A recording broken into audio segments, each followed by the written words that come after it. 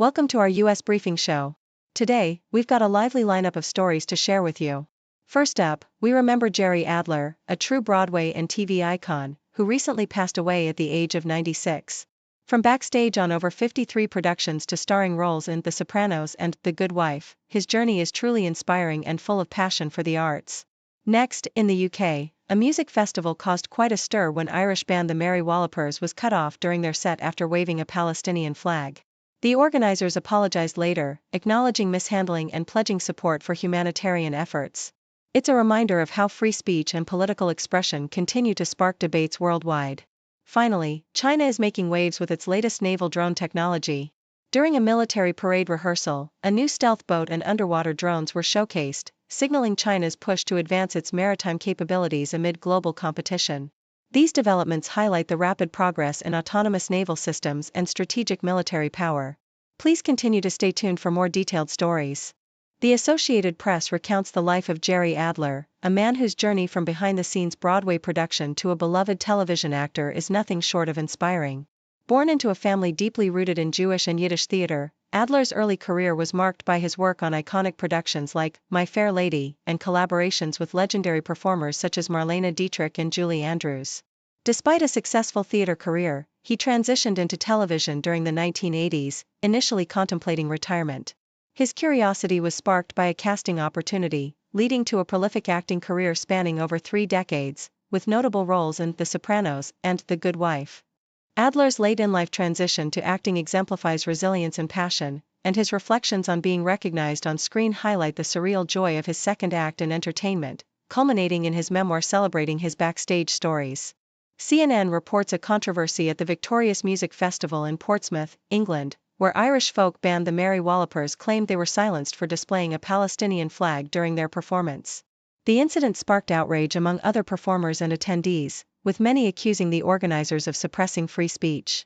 The festival initially justified the interruption by citing discriminatory chants, but later issued an apology and pledged to donate to Palestinian humanitarian efforts, acknowledging mishandling the situation.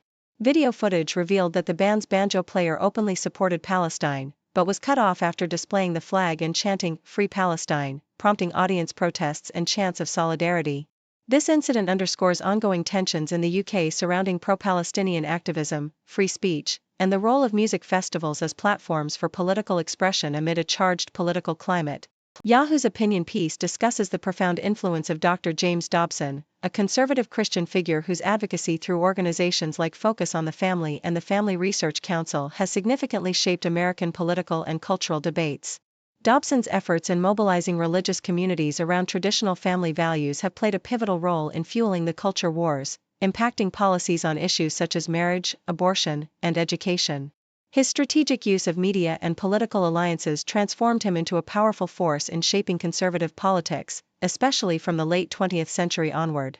The article suggests that Dobson's activism not only polarized American society but also altered the landscape of U.S. politics, embedding religious perspectives into mainstream political discourse and influencing generations of policymakers and voters.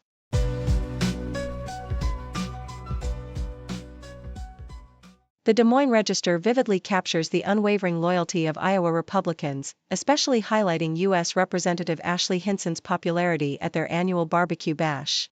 The event underscores the deep-rooted support for conservative values and the importance of local political figures in shaping the state's political landscape. Hinson's prominence at the rally reflects her influence within the party, resonating with voters who prioritize traditional American ideals, community engagement, and a steadfast commitment to conservative policies. The gathering not only celebrates political camaraderie but also emphasizes the enduring strength of grassroots movements in Iowa, showcasing how local support can bolster national political figures amid a complex landscape of ideological battles. The South China Morning Post delves into the intricate web of global geopolitics, illustrating why U.S. allies remain resistant to China's overtures despite Beijing's diplomatic charm offensive. While China actively promotes mutual cooperation and criticizes Washington's trade practices, the article reveals that long-standing cultural, security, and strategic ties to Washington outweigh economic temptations. European nations, Canada, and Australia, haunted by historical colonial legacies and fears of undermining their liberal democratic values, view China's rise as a threat to their civilizational identity. Meanwhile, Japan and South Korea's alliance with the US is deeply embedded in their national security frameworks, with shared military and intelligence commitments forming an unbreakable bond. These nations, despite engaging in economic cooperation with China, prioritize their alliance with the US to safeguard their sovereignty and security, illustrating a complex balance of economic pragmatism and strategic loyalty. The South China Morning Post also highlights China's advancements in military drone technology, with a focus on the unveiling of a new unmanned surface vessel during Victory Day parade rehearsals.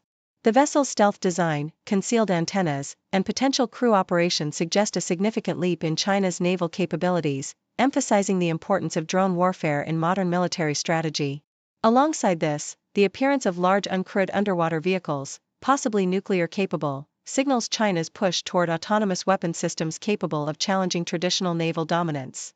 The article underscores the global race for drone technology, noting recent setbacks in U.S. Navy experiments due to technical glitches, which reveal the high-stakes competition between superpowers. China's strides in unmanned maritime systems demonstrate its intent to modernize its navy and project power, while the U.S. accelerates its own development, reflecting a tense technological arms race driven by geopolitical tensions and the evolving nature of naval warfare.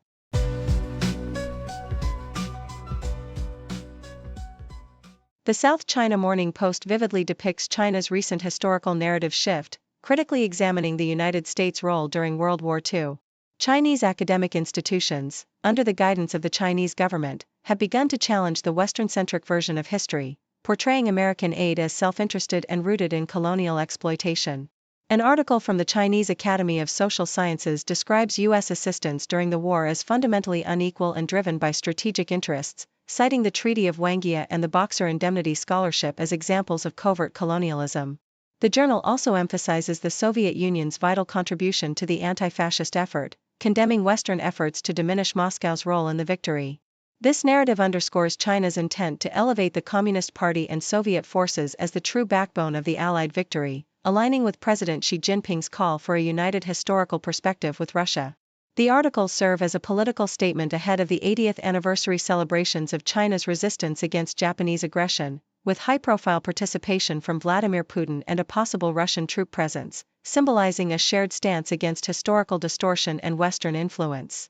Meanwhile, the Associated Press provides an in-depth look into the rapid expansion of Immigration and Customs Enforcement (ICE) under the Trump administration, highlighting the agency's intensified efforts to ramp up deportations. ICE is aggressively recruiting new agents, offering lucrative signing bonuses and streamlining training at the Federal Law Enforcement Training Center in Brunswick, Georgia. The agency is also enhancing its operational capacity by deploying specialized SWAT-style teams to execute high-risk warrants and equipping officers with advanced protective gear, reflecting an increased readiness for conflict amid rising tensions. ICE's emphasis on training officers on legal procedures and the Fourth Amendment aims to balance enforcement with legal compliance, though critics argue the agency's tactics have become overly aggressive. With a nearly tenfold increase in funding and plans to hire thousands more officers, ICE's expanded activities underscore its pivotal role in implementing the Trump administration's deportation policies, amidst a highly polarized debate over immigration enforcement in the United States. Thank you for tuning in. The content above showcases the latest briefing reports and analytical synopses, thoughtfully curated by the 6Do team. These insights stem from a wide array of reputable media outlets, think tanks, government sources, and specialized experts worldwide. We encourage you to explore these sources for a comprehensive perspective. Keep in mind that while the content may not always align with the official standpoint of 6Do Brief, it's not meant to be taken as absolute directives for decision-making. Comprising seasoned media professionals, learned scholars, and accomplished scientists, the 6Do team embodies a trailblazing, fully independent media entity. To customize 6Do Brief to meet your professional needs, you have the option to subscribe to a diverse array of briefings on our website, 6dobrief.com. Regardless of your location, you can conveniently receive 6Do Brief via email.